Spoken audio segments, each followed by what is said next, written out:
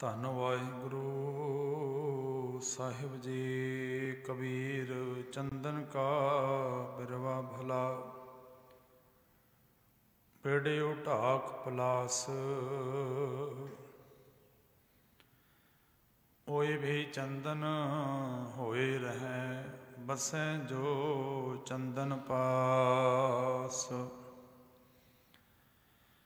ओए भी चंदन होए रहें, बसें जो चंदन पास। सतनाम वाहिगुरु जी।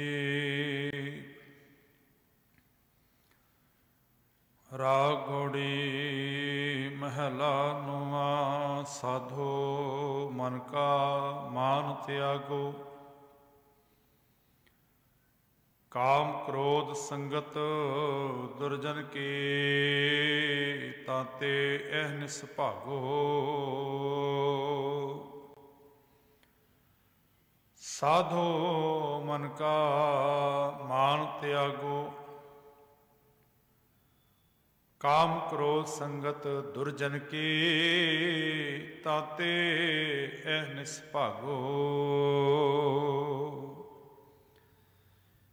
जुग जुग अटल चवर छतर तख दे मालिक, हाजरा हजूर ज़ारा ज़हूर शब्द गुरु।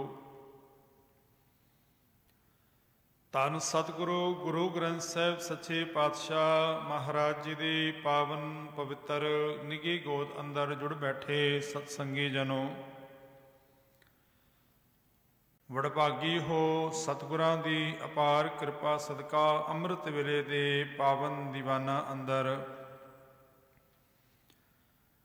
ਰੱਬੀ ਬਾਣੀ ਦੇ ਕੀਰਤਨ ਤੋਂ ਉਪਰੰਤ ਗੁਰ ਸ਼ਬਦ ਦੀ ਵਿਚਾਰ, ਗੁਰ ਇਤਿਹਾਸ ਦੀ ਵਿਚਾਰ ਤੋਂ ਪਹਿਲਾਂ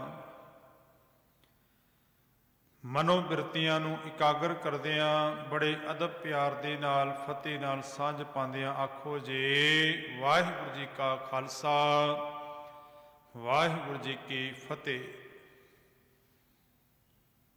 ਪਿਛਲੇ ਦਿਨਾਂ ਤੋਂ ਧੰਨ ਗੁਰੂ ਤੇਗ ਬਹਾਦਰ ਸੱਚੇ ਪਾਤਸ਼ਾਹ ਜਿਨ੍ਹਾਂ ਦੇ ਪਾਵਨ ਜੀਵਨ ਇਤਿਹਾਸ ਔਰ ਬਾਣੀ ਨੂੰ ਵਿਚਾਰਦੇ ਆ ਰਹੇ ਹਾਂ, ਧੰਨ ਗੁਰੂ ਤੇਗ ਬਹਾਦਰ ਸੱਚੇ ਪਾਤਸ਼ਾਹ ਮਹਾਰਾਜ ਜੀ ਨੇ 15 ਰਾਗਾਂ ਦੇ ਵਿੱਚ ਬਾਣੀ ਉਚਾਰਨ ਕੀਤੀ ਹੈ ਔਰ 15 ਰਾਗਾਂ ਦੇ ਵਿੱਚੋਂ ਇੱਕ ਵੱਖਰਾ ਰਾਗ, ਜਿਹਨੂੰ ਅਖੀਰਲਾ ਰਾਗ ਗੁਰੂ ਗ੍ਰੰਥ ਸਾਹਿਬ ਸੱਚੇ ਪਾਤਸ਼ਾਹ ਦਾ 31ਵਾਂ ਰਾਗ ਜਿਸ ਨੂੰ ਕਿਹਾ ਜਾਂਦਾ ਹੈ, जिस राग का नाम है जैजावंती राग। ये राग केवल गुरु तेग बहादुर सच्चे पातशाह महाराज ने उच्चारण किया है। 14 राग गुरु पातशाह ने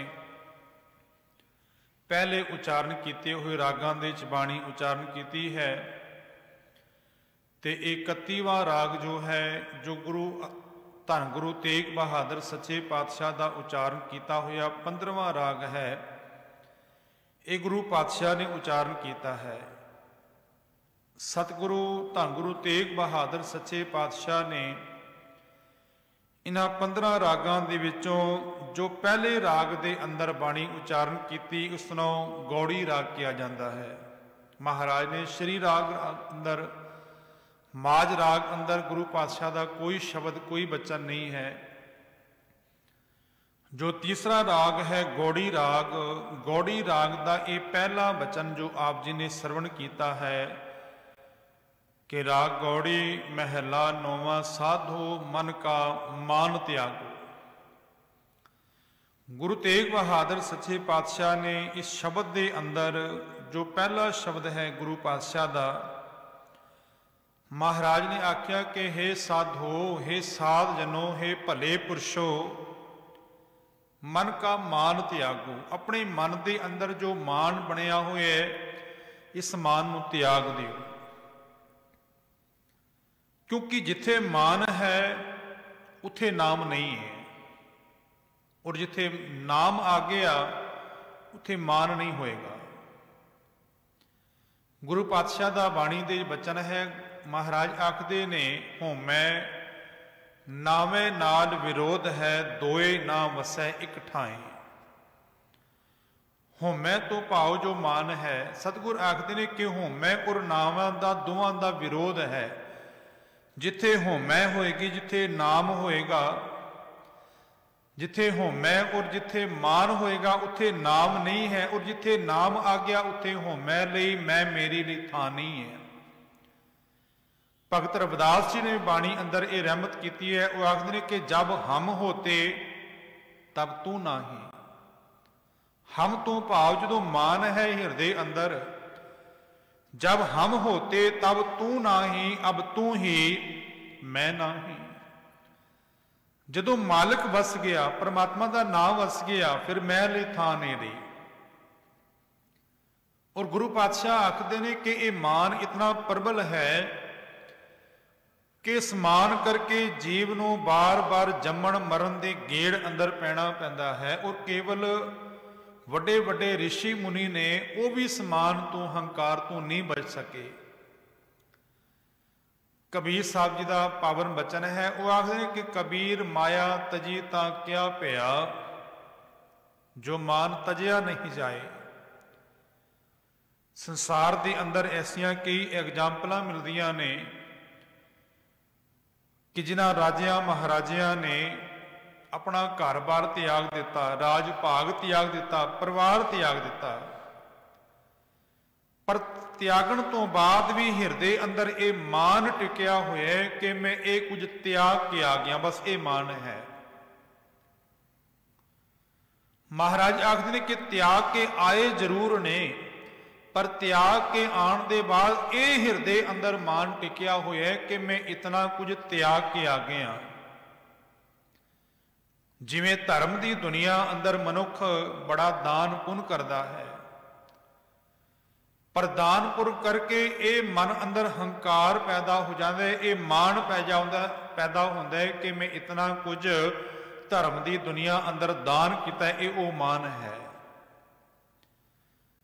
ਕਬੀਰ ਸਾਹਿਬ ਆਖਦੇ, ਕਬੀਰ ਮਾਇਆ ਤਜੀ ਤਾਂ ਕਿਆ ਭਇਆ, ਜੋ ਮਾਨ ਤਜਿਆ ਨਹੀਂ ਜਾਏ। ਮਾਨ ਮੁਨੀ ਮੁਨਵਰ ਗਲੇ, ਮਾਨ ਸਭੈ ਕੋ ਖਾਏ। ਉਹ ਮਾਨ ਸਾਰੇ ਹੋਏ ਕੀਤੇ ਹੋਏ ਉਸ ਕਰਮ ਨੂੰ ਖਾ ਜਾਂਦਾ ਹੈ, ਖਤਮ ਕਰ ਦਿੰਦਾ ਹੈ।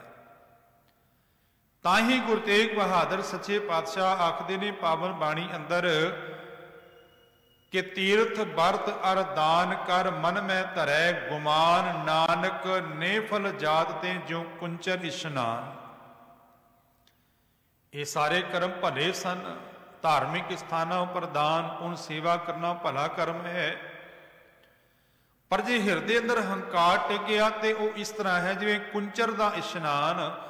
ਹਾਥੀ ਨੂੰ ਜਦੋਂ ਇਸ਼ਨਾਨ ਕਰਾਇਆ ਜਾਂਦਾ ਹੈ ਜਾਂ ਹਾਥੀ ਇਸ਼ਨਾਨ ਕਰਕੇ ਜਦੋਂ ਬਾਹਰ ਨਿਕਲਦਾ ਹੈ, ਸੁਭਾਵਕ ਆਪਣੇ ਉੱਪਰ ਉਹ ਮਿੱਟੀ ਪਾ ਲੈਂਦਾ ਹੈ, ਮਿੱਟੀ ਘਟਾ ਪਾ ਕੇ ਪਹਿਲੇ ਵਰਗਾ ਆਪਣੇ ਆਪ ਨੂੰ ਕਰ ਲਿਆ। ਸਤਿਗੁਰ ਆਖਦੇ ਨੇ ਇਸੇ ਤਰ੍ਹਾਂ ਇਹ ਕਰਕੇ, ਚੰਗੇ ਕਰਮ ਕਰਕੇ ਮਾਨ ਕਰ ਲਿਆ, ਉਹ ਕੀਤਾ ਹੋਇਆ ਸਾਰਾ ਵਿਅਰਥ ਚਲਾ ਗਿਆ। ਤੇ ਗੁਰੂ ਪਾਤਸ਼ਾਹ ਨੇ ਇਹਨਾਂ ਪਾਵਨ ਸ਼ਬਦਾਂ ਅੰਦਰ ਸਾਨੂੰ ਸਮਝਾਇਆ। ਆਖਦੇ ਨੇ ਕਿ ਸਾਧੋ, ਹੁਣ ਇੱਥੇ ਗੁਰਦੇਵ ਨੇ ਸਾਧੋ ਕਿਹਾ। ਸਾਧੋ ਤੋਂ ਭਾਵ ਹੈ ਸਾਧ ਜਨੋ, ਹੈ ਭਲੇ ਪੁਰਸ਼ੋ। ਇੱਕ ਗੱਲ ਆਪਣੇ ਜੀਵਨ ਅੰਦਰ ਧਿਆਨ ਕਰ ਲੋ ਕਿ ਸਾਧੋ ਮਨ ਕਾ ਮਾਨ ਤਿਆਗੋ। ਆਪਣੇ ਮਨ ਦੇ ਵਿੱਚੋਂ ਮਾਨ ਨੂੰ ਤਿਆਗ ਦੇ, ਆਪਣੇ ਮਨ ਹਿਰਦੇ ਅੰਦਰੋਂ ਗੁਮਾਨ ਨੂੰ, ਹੰਕਾਰ ਨੂੰ, ਹਉਮੈ ਨੂੰ ਤਿਆਗ ਦੇ।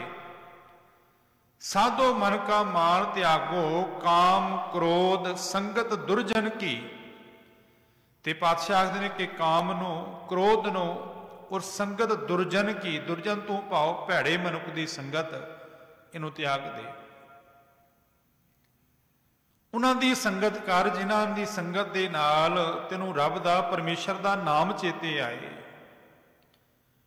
ਤੇ ਮੈਂ ਤੇ ਕਈ ਵਾਰੀ ਅਰਦਾਸ ਕਰਦਾ ਹਾਂ ਮਾਲਕ ਦੇ ਚਰਨਾਂ ਦੇ ਵਿੱਚ ਕਿ ਸਿੱਖ ਦੀ ਤੇ ਅਰਦਾਸ ਹੀ ਇਹੀ ਹੈ। ਜਦੋਂ ਸਿੱਖ ਮਾਲਕ ਦੇ ਚਰਨਾਂ ਦੇ ਵਿੱਚ ਅਰਦਾਸ ਕਰਦਾ ਹੈ, ਸਿੱਖ ਹੀ ਨਹੀਂ ਗੁਰੂ ਨਾਨਕ ਨਾਮ ਲੇਵਾ ਮਾਲਕ ਦੇ ਚਰਨਾਂ ਦੇ ਜਦੋਂ ਅਰਦਾਸ ਕਰਕੇ ਸਤਿਗੁਰ ਦੇ ਚਰਨਾਂ ਝੁਕਣ ਤੋਂ ਪਹਿਲਾਂ ਇਹ ਬਚਨ ਕਰਦਾ ਹੈ ਕਿ ਸੇ ਪਿਆਰੇ ਮੇਲ ਜਿਨ੍ਹਾਂ ਮਿਲਿਆ ਤੇਰਾ ਨਾਮ ਚਿਤੇ ਆਵੇ। ਇਹ ਅਰਦਾਸ ਹੈ ਰੋਜ਼ ਦੀ ਕਿ ਮੈਨੂੰ ਉਹਨਾਂ ਦੇ ਨਾਲ ਮੇਲ, ਉਹਨਾਂ ਦੀ ਸੰਗਤ ਦੇ ਜਿਨ੍ਹਾਂ ਨੂੰ ਮਿਲ ਕੇ ਤੇਰਾ ਨਾਮ ਚਿਤੇ ਆਵੇ, ਉਹਨਾਂ ਦੀ ਸੰਗਤ ਮਿਲੇ ਮੈਨੂੰ। ਤੇ ਪਾਤਸ਼ਾਹ ਵੀ ਆਖਦੇ ਨੇ ਕਿ ਕਾਮ ਕ੍ਰੋਧ ਸੰਗਤ ਦੁਰਜਨ ਕੀ ਤਾਂਤੇ ਐ ਨਿਸ ਭਾਗੋ, ਉਹਨਾਂ ਤੋਂ ਦੂਰ ਰਹਿ। ਜਿਹੜੇ ਦੁਰਜਨ ਨੇ, ਜੋ ਵੈਰੀ ਨੇ, ਭਾਵ ਕਿ ਜਿਨ੍ਹਾਂ ਦੀ ਸੰਗਤ ਖੋਟੀ ਸੰਗਤ ਹੈ, ਜਿਨ੍ਹਾਂ ਦੀ ਕਬੀਰ ਸਾਹਿਬ ਨੇ ਪਾਵਨ ਬਾਣੀ ਅੰਦਰ ਰਹਿਮਤ ਕੀਤੀ ਹੈ। ਉਹ ਆਖਦੇ ਨੇ ਕਿ ਕਬੀਰ ਸਾਕਤ ਤੇ ਸੂਕਰ ਭਲਾ, ਰਾਖੈ ਆਛਾ ਗਾਉ, ਉਹ ਸਾਕਤ ਬਪੁਰਾ ਮਰ ਗਿਆ, कोयला लह नाम। कबीर साकत ऐसे है जैसे लसन की खान, कोने बैठे खाइए प्रगट भई निदान। साकत इस तरह है जिवें लसन भावें उन्होंने कोने दे विच बैठे क्यों ना खाया जाए, उसकी जो मुश्क है वो बड़े दूर तक जाती है। इसलिए गुरबाणी ने सानू ओए साजन ओए मीत प्यारे, जो हमको हर नाम चितारे, उन्हां दी संगत लई सुचेत कीता है। वो आखदे ने कि उन्हां दी संगत कर जिन्हां नूं मिल के परमेश्वर दा नाम याद आए। काम क्रोध संगत दुर्जन की तांते ऐहनिस भागो। फिर अगे गुरु पातशाह आखदे ने कि सुख दुख दो सम कर मान जाने, कि जिहड़ा सुख और दुख नूं दोनां नूं सम करके जाने, बराबर करके जाने। सुख आए तां भी मालिक दे चरनां दे शुकराना है, जे दुख आया है तो दुख की घड़ी अंदर भी रब दी ही टेक ले, मालिक दे चरनां दे जी अरदास करे हो। ये नहीं कि सुख आया तो बड़ा शुक्र है, तो दुख आया तो रब नूं गिले शुके करन लग जाए, क्योंकि मनुखी सुभाव है। गुरु अर्जन देव महाराज ने ताही बाणी अंदर रहमत की है। आखदे ने कि 10 वस्तु ले पाछे पावे, एक वस्त कारण विखोट गवावे। 10 वस्तुआं 10 पदार्थ दाते दे घरों प्राप्त हो गए, उन्हां दा कदे शुकराना नहीं किया। एक नहीं मिली तो रब नूं गिले शिकवे देन लग पिया। गुरुदेव आखदे ने ओ दाता एक भी ना दे, 10 भी हिर ले तो मूड़ा को कहा करे, एक भी ना दे 10 दित्तियां होईयां लै ले। मनुख दे की वस है, पर आखदे ने मेरा मालिक बड़ा बेअंत है, वो हर कियां सदा सदा वडियाइयां दे ना पछोताए। वो ते अकिरत घना हर पालदा, गुरु नानक सद बख्शिंद दोखन देखत है, पर देत ना हर। रब दा सुभाव है, साडे हर एक कर्म नूं चंगे मंदे नूं देखदा भी है, पर फिर भी देख के वो मालिक अपना मुड़ कदीमा वाला, प्यार वाला, बख्शिश वाला सुभाव सदा ही सारियां दे उपर रखदा है। महाराज आखदे ने कि जिहड़ा सुख दुख दोनों सम कर जाना है, सुखां दुखां अंदर इको वर्गी अवस्था अंदर रहे। जे सुख आया, जिसनों गुरु तेग बहादुर सच्चे पातशाह आखदे ने कि जो नर दुख में दुख नहीं माने, सुख सने अर भै नहीं जाके कंचन माटी माने। इको अवस्था दे विच टिकिया रहे। और मान अपमाना, भावें कोई उदा मान करे, भावें उदा कोई अपमान करे, वो मान प्राप्त करके फुल नहीं जाता, और अपमान करे तो उसकी कोई निंदिया नहीं करता। असल दे ये पूर्ण पुरख के गुण ने। जे उसकी कोई सिफत करे तां भी वो टिके हुए ने, जे कोई निंदिया दे बोल भी बोलते तां भी वो शांत रहते हैं। हर जन राम नाम गुण गावे, गुरु रामदास जी आखदे ने, जे कोई निंद करे हर जन की, अपना गुण ना गवावे। ਉਹਦੇ अंदर एक गुण है परमात्मा का नाम जपण का। जे कोई भैड़े बोल बोल के चला भी गया तां भी वो शांत मालिक के गुण गाता रहता है। ये पूर्ण पुरख के गुण ने। जदों सुखमनी साहिब की बाणी पढ़ते हाँ तो गुरुदेव पातशाह आखदे ने, महाराज आखदे ने कि जो वसुदा को खोद है कोई चंदन लेप, वसुदा के धरती नूं, भावें कोई धरती नूं खोदे ते भावें उस धरती दे उपर कोई चंदन का लेप करे। धरती खोदन वाले नूं भी बल्कि अनाज पैदा करके उसकी खुराक पूरी करती है, तो जो कोई चंदन का लेप करे तो यह नहीं कि उसके उपर बहुती त्रुट जाती है। उसकी इको वर्गी अवस्था है। जैसे राज रंग को लग गया तुल पवान, जिवें हवा का सुभाव है वो राजे नूं भी और गरीब नूं बराबर लगती है। ये ब्रह्म ज्ञानी ने। असल दे ये पूर्ण पुरख के गुण ने कि दुख सुख दोनों सम कर जाने, और मान अपमाना हरक सोग ते रह अतीता, हरक तो भाव खुशी, सोग तो भाव गमी। खुशी और गमी तो अतीत रहिंदा है, निर्लेप रहिंदा है। खुशी आ गई तां भी वो इको अवस्था विच है, जे गमी आई तां भी वो इको अवस्था विच है। दुखा सुखा तो निर्लेप रहिंदा है। तिन जग तत् पछाना, उसने इस जगत के असलीयत नूं पछाण लिया है। उस संसार दे च रह के ही जीवन मुक्त है। ते गुरुदेव पातशाह फिर आखते ने कि उस्तत निंदा दो त्यागे। जो उस्तत तो भाव खुशामत और निंदा तो भाव निंदिया, इन्हां दोनों नूं त्याग दिंदा है। उस्तत तो भाव चार टकियां दे खातर किसी दी उस्तत करी जाना जो उस्तत जोग होए ना, और निंदिया तो भाव जो असल दे विच सही होए और उसकी निंदिया करी जानी।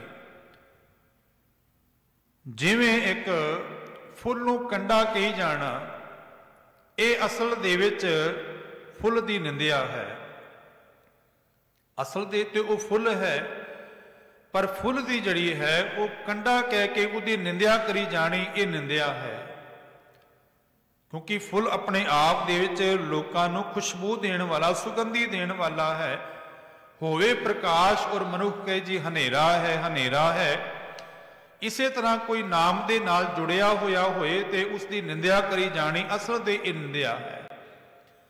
पर गुरुदेव पातशाह आखदे ने कि ना तू उच्चा उठ के जो जींदा है, उस्तत निंदा दो त्यागै। दोनों त्याग के खोजे पद निर्वाणा। पद तो भाव उच्चा आत्मिक अवस्था, उसनों उच्चा अवस्था प्राप्त होता है जिथे वासना भी पो नहीं सकती, विकारां दे अंदर वो गलतान नहीं होंदा, वो उच्ची आत्मिक अवस्था प्राप्त करता है। जन नानक एक खेल कठिन है। गुरु तेग पातशाह आखते हैं कि बड़ा औखी खेड़ है ये हर किसी के वस की खेड़ नहीं है। जन नानक के खेल कठिन है, किन्हो गुरमुख जाना। किसी विरले ने गुरु की शरण पै के इसनों जानिया है, इसनों उसने मानिया है। गुरु तेग बहादुर सच्चे पातशाह जी के इतिहास नाल असीं जुड़ बैठे हाँ। धन गुरु तेग बहादुर सच्चे पातशाह आनंदपुर साहब जो आके टिके सन,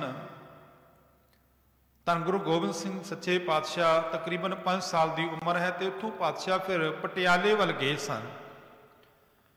पटियाले की धरती के पर रहन वाला जिसका नाम एक फकीर है सैफ अली खान, महाराज नूं सुनेहा भेजिया उसने। ते गुरुदेव पातशाह धन गुरु तेग बहादुर सच्चे पातशाह पटियाले दे नाल एक शहर वसता, इसका नाम है बहादुरगढ़। बहादुरगढ़ का सैफ अली खान के ठिकाने के उपर धन गुरु तेग बहादुर सच्चे पातशाह पहुंचे। तो सैफ अली खान जिथे एक पासे मसीती बनाई हुई है, मस्जिद बनाई हुई है, दूसरे पासे गुरुद्वारा बनाया। धन गुरु तेग बहादुर सच्चे पातशाह ने सुभाव पूछिया, कहणगे तुसी मसीत ही बनाई है, तुसी गुरुद्वारा भी बनाया है। वो कहन लगा पातशाह मेरे मन दे विच इह भरम सी कि तुसी गुरुद्वारे जाओगे, उत्थे जाके विश्राम करोगे। ते धन गुरु तेग बहादुर महाराज ने उहदा भरम तोड़िया। कहन लगे धर्म जिहड़ा है वो इमारतां दे विच नहीं है,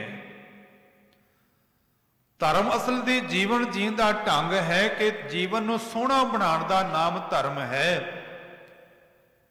हर एक धर्म दीयां बनाईयां हुईयां रहत मर्यादा ने, बनाए हुए कुछ निजम ने, वो जीवन नूं धर्म नूं सोहना बनाते ने। ते धर्म मनुखां वास्ते बनिया है, धर्म लई मनुख नहीं बने। इस गल नूं समझना कि मनुखां लई धर्म बने ने, धर्म लई मनुख नहीं बने।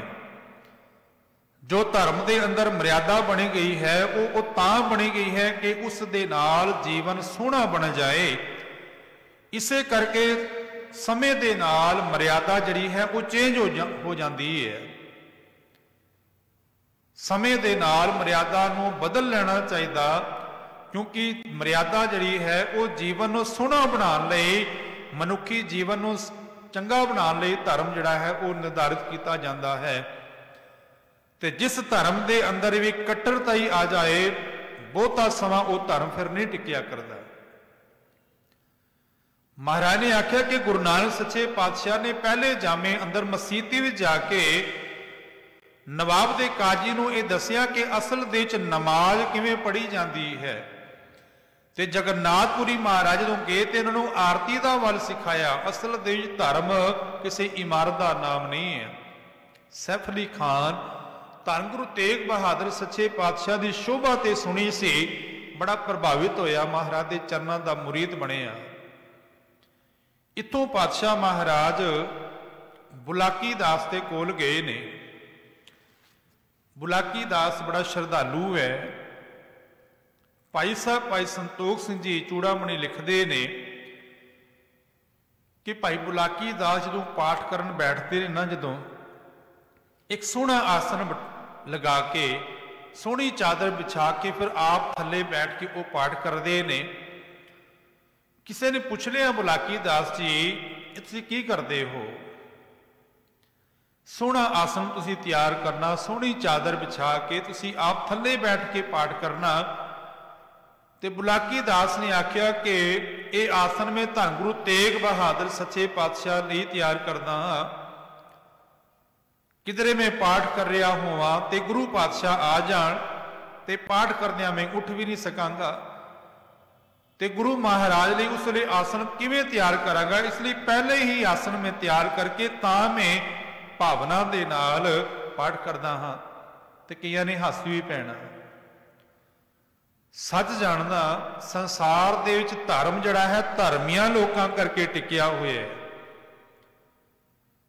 ਧਰਮੀਆਂ ਕਰਕੇ ਹੀ ਧਰਮ ਟਿਕਿਆ ਹੋਇਆ, ਜਿਨ੍ਹਾਂ ਦੇ ਹਿਰਦੇ ਅੰਦਰ ਧਰਮ ਹੈ, ਵਿਸ਼ਵਾਸ ਹੈ, ਸ਼ਰਧਾ ਹੈ। ਤੇ ਇੱਕ ਦਿਨ ਵਾਕਈ ਜਦੋਂ ਭਾਈ ਬੁਲਾਕੀ ਦਾਸ ਜੀ ਪਾਠ ਕਰ ਰਹੇ ਸਨ ਤੇ ਗੁਰੂ ਤੇਗ ਬਹਾਦਰ ਸੱਚੇ ਪਾਤਸ਼ਾਹ ਆ ਗਏ। ਤੇ ਧੰਨ ਗੁਰੂ ਤੇਗ ਬਹਾਦਰ ਸੱਚੇ ਪਾਤਸ਼ਾਹ ਨੂੰ ਉਸ ਆਸਨ ਪਰ ਬਿਠਾਇਆ ਕਿ ਆਪ ਪਾਠ ਕਰਕੇ ਅਰਦਾਸ ਕੀਤੀ। ਗੁਰੂ ਮਹਾਰਾਜ ਉੱਥੇ ਕੁਝ ਦਿਨ ਠਹਿਰੇ ਨੇ। ਜਿੱਥੇ ਭਾਈ ਬੁਲਾਕੀ ਦਾਸ ਗੁਰੂ ਪਾਤਸ਼ਾਹ ਦੇ ਚਰਨਾਂ ਦਾ ਮੁਰੀਦ ਹੈ, ਉੱਥੇ ਨਾਲ ਹੀ ਬੁਲਾਕੀ ਦਾਸ ਦੀ ਮਾਂ ਜਿਹੜੀ ਹੈ ਉਹ ਬੜੀ ਸ਼ਰਧਾਲੂ ਹੈ। ਮਹਾਰਾਜ ਦੇ ਚਰਨਾਂ ਦੇ ਵਿੱਚ ਨਮਸਕਾਰਾਂ ਕੀਤੀਆਂ। ਤੇ ਕੁਝ ਦਿਨਾਂ ਬਾਅਦ ਜਦੋਂ ਪਾਤਸ਼ਾਹ ਤੁਰਨ ਲੱਗੇ ਨਾ, ਬੁਲਾਕੀ ਦਾਸ ਗੁਰੂ ਦੀ ਮਾਂ ਨੇ ਚਰਨ ਪਕੜ ਲਏ, ਗੁਰੂ ਪਾਤਸ਼ਾਹ ਤੁਸੀਂ ਇੱਥੇ ਹੀ ਠਹਿਰ ਜਾਓ। ਧੰਨ ਗੁਰੂ ਤੇਗ ਬਹਾਦਰ ਸੱਚੇ ਪਾਤਸ਼ਾਹ ਨੇ ਕਿਹਾ ਕਿ ਜਿਵੇਂ ਤੁਹਾਡੇ ਮਨ ਅੰਦਰ ਇਹ ਭਾਵਨਾ ਸੀ ਕਿ ਗੁਰੂ ਪਾਤਸ਼ਾਹ ਦਰਸ਼ਨ ਹੋਣ, ਇਸੇ ਤਰ੍ਹਾਂ ਹੋਰ ਲੋਕਾਈ ਦੇ ਮਨ ਦੇ ਵਿੱਚ ਵੀ ਚਾਹ ਹੈ। ਉਹ ਵੀ ਦਰਸ਼ਨਾਂ ਲਈ ਅਰਦਾਸਾਂ ਕਰਦੇ ਨੇ ਕਿ ਅੰਦਰ ਸੱਚਾ ਨੇਹ ਲਾਇਆ ਪ੍ਰੀਤਮ ਆਪਣੇ, ਤਨ ਮਨ ਹੋਏ ਨਿਹਾਲ ਜਾਂ ਗੁਰ ਦੇਖਾਂ ਸਾਹਮਣੇ। ਉਹਨਾਂ ਨੇ ਬੇਨਤੀ ਕੀਤੀ, ਪਾਤਸ਼ਾਹ ਫਿਰ ਸਾਨੂੰ ਕਿਰਪਾ ਕਰੋ, ਇੱਕ ਤਸਵੀਰ ਬਣਾਉਣ ਦਿਓ। ਭਾਈ ਸੰਤੋਖ ਸਿੰਘ ਜੀ ਲਿਖਦੇ ਨੇ, ਕਹਿੰਦੇ ਕਿ ਉਹਨਾਂ ਨੇ ਰਾਜ ਦਰਬਾਰ ਦੇ ਤੱਕ ਪਹੁੰਚ ਕੀਤੀ। ਉੱਥੇ ਦਾ ਜੋ ਪੇਂਟਰ ਸੀ ਉਸ ਨੂੰ ਬੇਨਤੀ ਕਰਕੇ ਧੰਨ ਗੁਰੂ ਤੇਗ ਬਹਾਦਰ ਸੱਚੇ ਪਾਤਸ਼ਾਹ ਦਾ ਸਰੂਪ ਦੀ ਉਹ ਤਸਵੀਰ ਬਣਾਉਣ ਲੱਗੇ। ਇੱਕ ਦਿਨ ਹੋਇਆ, 2 ਦਿਨ ਹੋਏ, 3 ਦਿਨ ਹੋਏ।